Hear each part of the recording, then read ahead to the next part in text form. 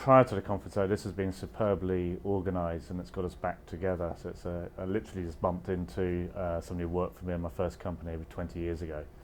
So it's good to see people again after many years.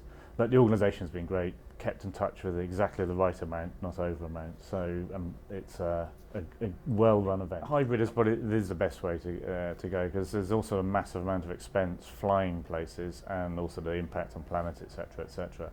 So I think it's been a wake-up call. You don't necessarily need to go, but there are times when you do need to meet people. It's about relationships, it's about trust, and one of the weirdest things is we built the company over COVID from 97 people to 530 people.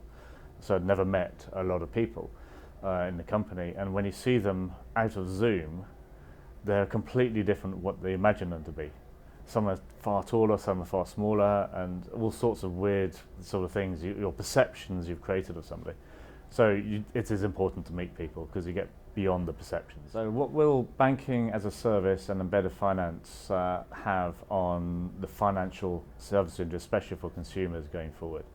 We see the industry be reconstructed, very much like when the iTunes were released, the record labels dominated the industry. The industry was actually on its knees. And after the iTunes or the single digital track came out, you had the brands, etc., still there, and the record labels are still there, but the power shift has changed, and the industry is like booming as well. So we see a similar shift of where balance sheet, where the risk and the capital sits, right, like Marcus from Goldman, platform like ourselves that enables connectivity, enables regulation and origination and distribution of financial products, and then brands owning the consumer and consumer finance with the consumer rather than the bank. An example of this is Uber. If you get out of an Uber, you just go.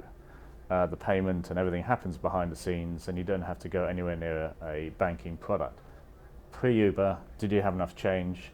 Does they take credit or debit cards? You had to go into a banking experience to do stuff.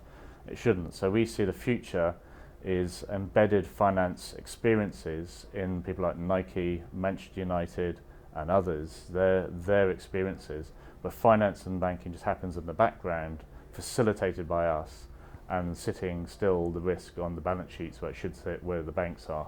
So it's a similar sort of reconstruction of the record labels from the music industry. It's a new industry. I think we'll all make more money together and better dispersion of risk.